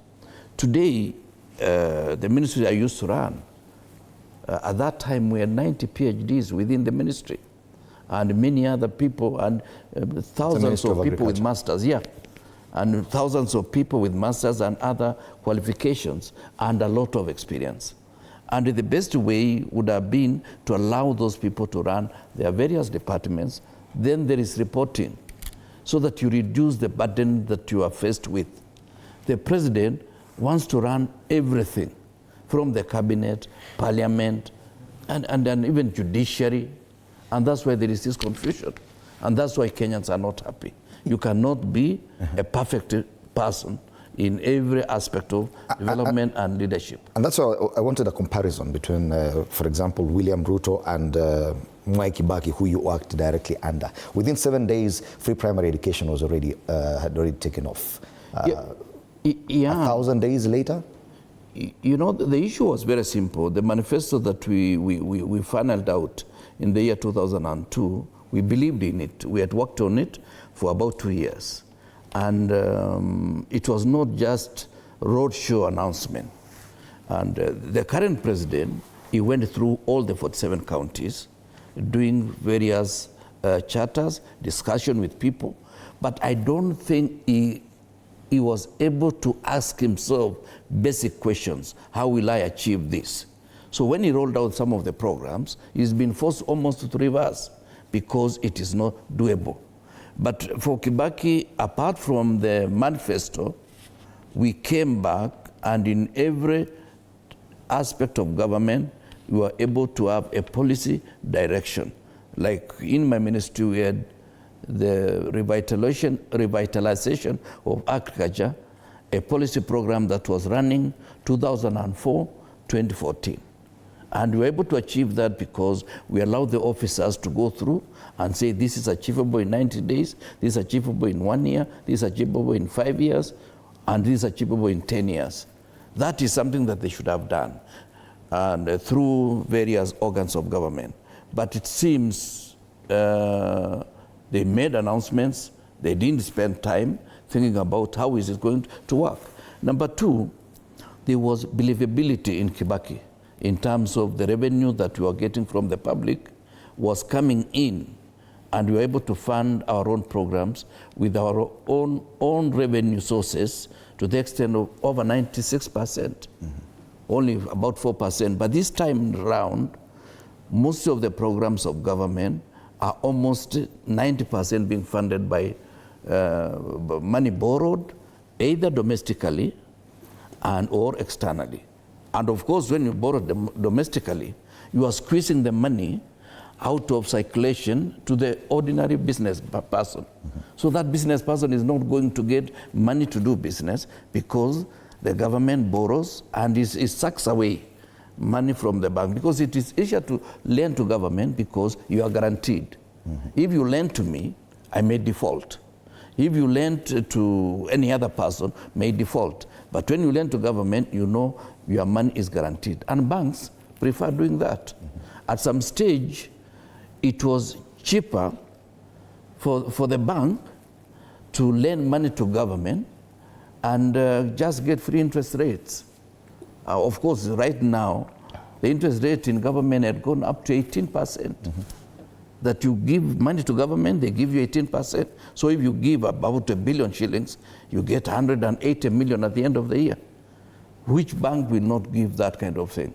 So the main problem has not been only the issue of making lofty promises, but also messing the whole economic model. Okay, and there was this issue of blaming the previous administration. They spent a lot of time doing that.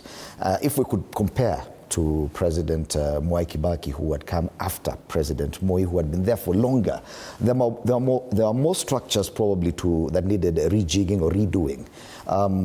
I know you served in the second part of his administration, but you may understand how much time did he take to actually redo structures in comparison to what President Ruto has done? Well, you know, President Ruto and I served in that government as well. And we all know that Mwai Kibaki had a different style of leadership. And he empowered his ministers, he empowered all the workers, and simply got to manage the country. And the activities that we did, I served in the Ministry of ICT, and we were able to do the things. Unless you had an unusual problem, you would be called to explain. And I keep saying this because I know that he never called to tell you what to do. He never did. I'm not so sure it's the same today. My biggest concern in this whole debate about 1,000 days is that this is actually past the midpoint of your administration. And that is enough. We can't say anymore that we need more time.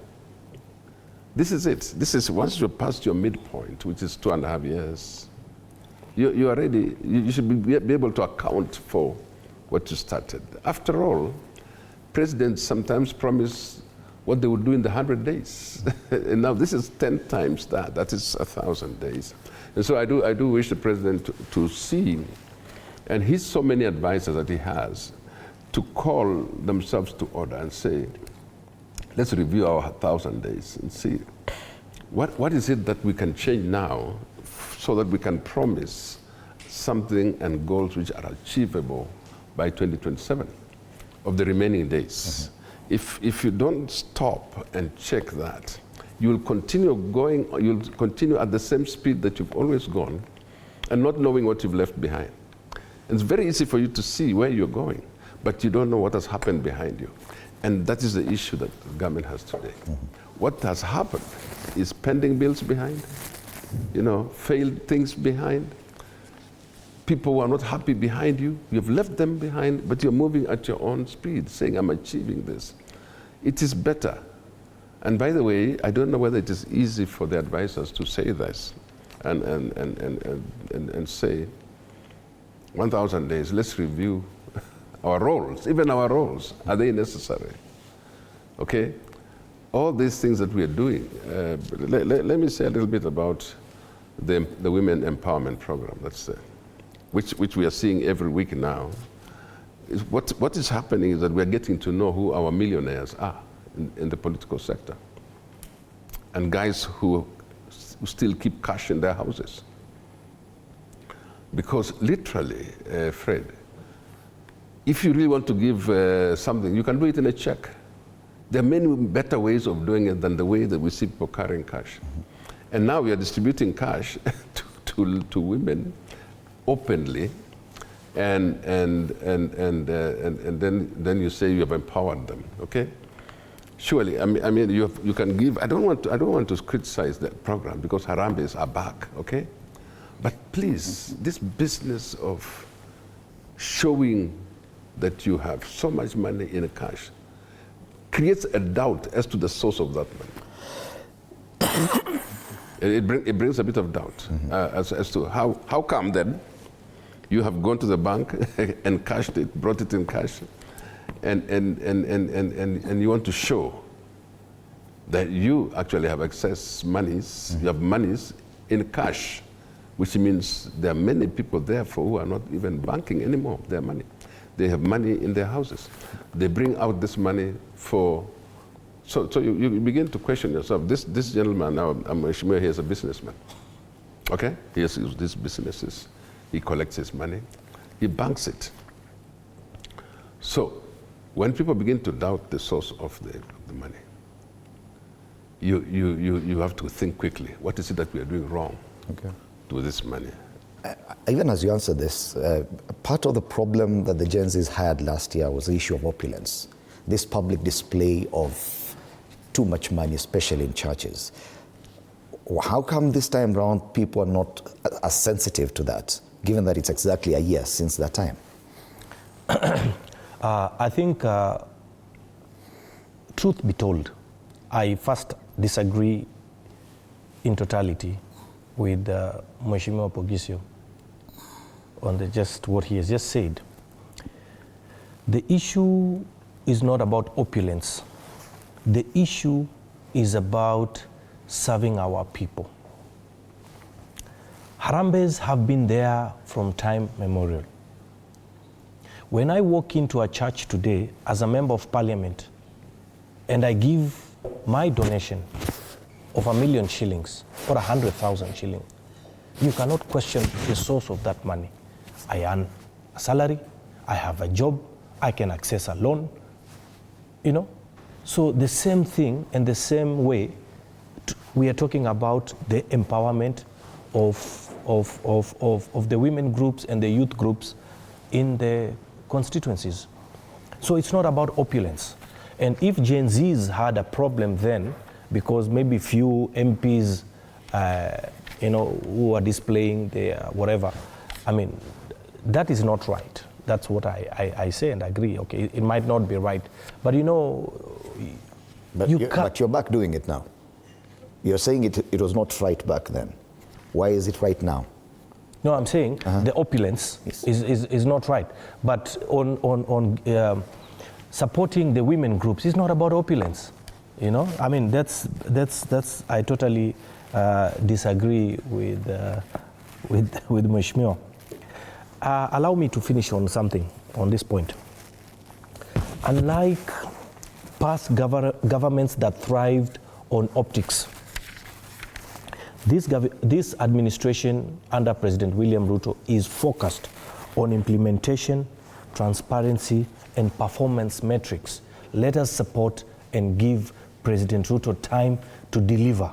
And I can tell you today, he will deliver, and a lot of development, Kenyans will see a lot of changes in terms of development by the time we hit 2027. You said earlier that this is a time to work, but we are alive to the fact that it is also a very politically charged movement. Absolutely. The president himself is a political animal. We will see him on top of cars, politicking over and over again. Not politicking. Isn't it? Isn't it? It's not politicking. Would he be pulled into that thing of politics? Because he also has to campaign for his re-election. The president is not politicking. The president is busy focusing on service delivery to the people. When the president comes out from a church, as he walks out or drives out, there's a group of many citizens are there. They say, no, you must address us. That's not politics. And then he gets an opportunity to explain to those guys that, by the way, this is the program. We are doing the affordable housing. So far, the SHA is working. We have over 20 million Kenyans that are registered under SHA. We have spent over 6 billion shillings paying for SHA. You know, so you can't call that politicking. Okay. Fred. All right. Patia Rais nafasi, he can to be able to deliver. Fred, it's you want to add anything to that? It's all semantics. Meshivia is calling giving millions of shillings, that's not opulence. I mean, surely, what carrying cash gives people the image of opulence. And I'm saying there's nothing wrong with donating. I'm just saying there are better ways of doing it. But also talk about the election. I mean, electioneering of the president campaigns. He started it. It's there. It's been there. So we must say one of the things that's going to slow us down is the level of campaigning. Even amidst the empowerment, the women's empowerment, there's a lot of campaigning, a lot of politicking. And so we must accept both sides have that problem. It's not just one side. Both sides have the problem. Let him focus on delivery. At the same time, he's a politician. Let's not say he's not campaigning. He has a right to do it. He can do it and at the same time deliver. But let's not defend the fact that he's actually campaigning. Every church, every event that he goes to, it's a campaign. I mean, we have these issues all the time. And there's absolutely nothing wrong with that because it balances out. He has to do it because he's also criticized in equal measure. So he has to keep answering those criticisms. In fact, if you listen to the Sunday that he was talking in church, it says, kelele, name calling, which means he's responding to politicians, which I mean, that he has to do it. Definitely the level of political rhetoric has gone a notch higher. You want to Fred, maybe I'd like to take back my statement and correct on the issue of SHA. We have 22 million Kenyans so far that have registered for SHA. And the claims that have been paid so far is not 6 billion, is about over 45 billion shillings so far that have been paid. So I just wanted to make that very clear that by end of May 13, 2025, the ones that have their bills sorted out through SHA claims is over 45 billion shillings and not 6 billion. Okay. So I just wanted to correct that. Just for record. Just before I give you an opportunity to give your final thoughts, we have quite a number of political statements coming from the weekend, from the opposition leaders. I can see from Gachagua, I can see even the Deputy President Kindiki talking about his voice.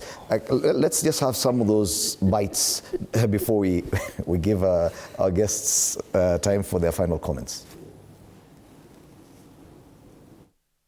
Hapa Ukambani na pale kwetu kwa mlima anatuma mtu ya soprano, si ndio?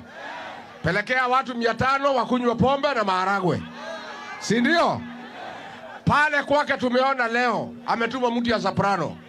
Pelekea vijana bodaboda, pelekea posho mill, pelekea mitungi ya maziwa, pelekea sharahani, vitu ya maana. Lakini Wakenya wengine anawabeba ufa. Na mimi ndio niambia wabuge juzi, nyinyi mbebeba ufala na huyu Kasongo. Sasa ona leo, jana mmekuwa hapa Kitui, munaleta 500 na maharagwe. Leo ametumana kwake boda boda, posho mill, vitu ambaye naweza saidia watu. Ni mkabila si mkabila? Ako na madharau, hana madharau? Before you start introducing me to, oh, you look like you don't have a base, oh, you don't. Nani akose base? Unajua hii madharau ndio inasumbua tu watu na mimi nakaa kama mtu anaweza kosa base mimi. Ukiniangalia vizuri. Makuzo mko. Makuzo mko. Sisi na Wakamba, Wataita, Wataveta, Mijikenda, we are one family. Sisi ni cousins. Na mimi nataka kuambia hii watu ya Kasongo. Niliona mkipiga kelele ati mimi nashikana na Kalonzo. Hata mambo ya familia mnataka kuingilia. Mtu akiongea na kasini yake iko makosa. Wewe William Ruto, keep off family matters. Wacha wewe. Usiingilie familia. Wewe umeharibu Kenya. Umeiba kila kitu. Umepiganisha kila mtu. Sasa unataka kuingilia mambo ya familia. Makazi ni wakae pamoja, wasikae pamoja. Makuzo wakae pamoja, wasikae pamoja. Watembee pamoja, wasitembee. Hi cousins. Hi cousins. Hi cousins. Hi Makuzo. Hi cousins. Nisalimie makazini wengine kule. And the journey of cousins.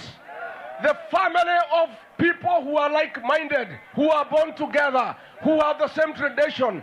The time for the cousins to come together is now. Sindio? Sindio? Very interesting coming for that weekend. Very interesting talk of cousins and deeper voices.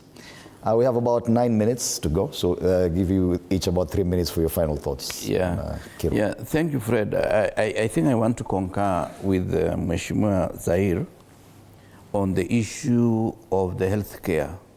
But our only problems were that it was shrouded in some kind of mystery. Granted, they have registered 22 million people, which ought to be, and it is okay, given we have a population of 56 million people. But the issue, and this is something we want the president to understand, is that let us be transparent in whatever we do. That's the only way we can assist our country to move forward and also to trust some of the programs that they have. The second issue, which I feel is also very important, is the issue of security to Kenyans. We need to improve our language, because the language that we are using today as politicians is likely to precipitate a lot of toxicity within the environment of politics that Kenyans may visit themselves in a way that we do not want. This, I will urge each side of the equation that we improve on the language that we use against our opponents. Finally, is also to remind Kenyans that we are worried about the cash because Controller of Budget ourselves has said there is close to 1 trillion shillings that have been moving out of Treasury in terms of cash. So you wonder, where is this money going? So when you see money being carried by politicians, then you suspect it is the cash that moved from Treasury. Otherwise, how would you conclude that? Because if I went to the bank today and I want to withdraw more than 1 million shillings, I will have to do some kind of, to fill a form to demonstrate why am I withdrawing more than 1 million shillings. And I cannot give a check of more than 1 million or 1 million. If I was to give a check, it is for 999.99 something, possibly a shilling less than 1 million shillings. So it was a way of trying to guard against money laundering and also money sanitizing of money, because many people will start a business, whether it's a petrol station, whether it's a hotel, then they have some false bankings that this one has come from the proceeds from the hotel or from the petrol station. This is something I feel that we need to improve our discipline. Otherwise, when you are seen with 2-3 million shillings, and we know your salary is 1 million shilling, then it is suspect for us to believe this is display of lagis and money that is not genuine. Thank you, Bwana Kirwa. Yeah. Fred, it's about time that we give a scorecard to this government, to the president and his people. And the scorecard, as even the president himself has said, you keep a scorecard, and at the end of 2027, you let me know if I'm continuing or not. Ideally, we should be able to assist. We should all be thinking about how the president does his work and succeeds. That ideal situation should be that we should support the president to actually achieve. But as you can see, there are people who want to be around the president by themselves, keeping everybody else away. And so those are the people now who are, including Mheshimiwa here and others, who are busy who are busy distributing cash. It's important for us to sanitize our politics, sanitize our economy, sanitize the things that we do. But please remember, if you take from your own coffers and then you declare that we are progressing, there will come a time when these books will not balance. And you can tell that we are going to a time like that when the books cannot balance. So the people at the Treasury, we wish you well. This particular finance bill which is coming, first of all, we're going to have the budget soon. We'll have finance bill. We have all these things that we are talking about right now. How we are going to make sure that the country achieves what they want to achieve in the next financial year. And when you look at what is being done in the counties, and the money is being taken away, the counties are not receiving all the money that there's. So we must begin to look at how to progress the counties into entities that also make development possible for the country. So you'll find that we're having issues as to who takes the money that's supposed to go to counties. Why are you not releasing the money to the counties so that the counties can actually do? And then we meet again at the counties. The discipline, fiscal discipline that we see at the national, indiscipline that we see at the national level, is the same thing again at the counties. Even governors behave like they are presidents they have access to monies, and they use the monies very badly. So this total discipline, amounting to a collective responsibility of Kenyans, is what is missing. And it requires the president to take the lead and rein in discipline among financial people who are handling our finances and the public. So I'd like to say, for President Ruto, you have less than 2 years to get this act together. Bring discipline and order back to the country, especially in handling finances.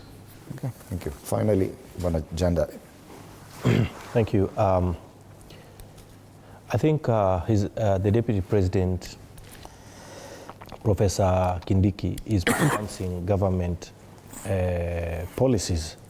And I think Professor Kindiki, our Deputy President, has actually delivered results from his tenure as a CS, securing a volatile region like the North Rift and border counties to rolling out border point infrastructure. So he's a living example of what it means to prioritize service delivery to the people.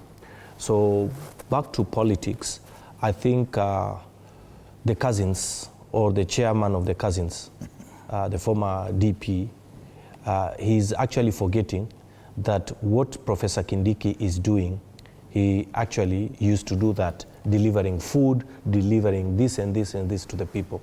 So it is just politics. And I think it is sad, the state of political rhetoric that is out there. I think everybody, both parties should tone down and focus mainly on implementation of government policies and programs. And I also want to send a message to the opposition that let them criticize the government in a very diplomatic, structured way, because this is bad.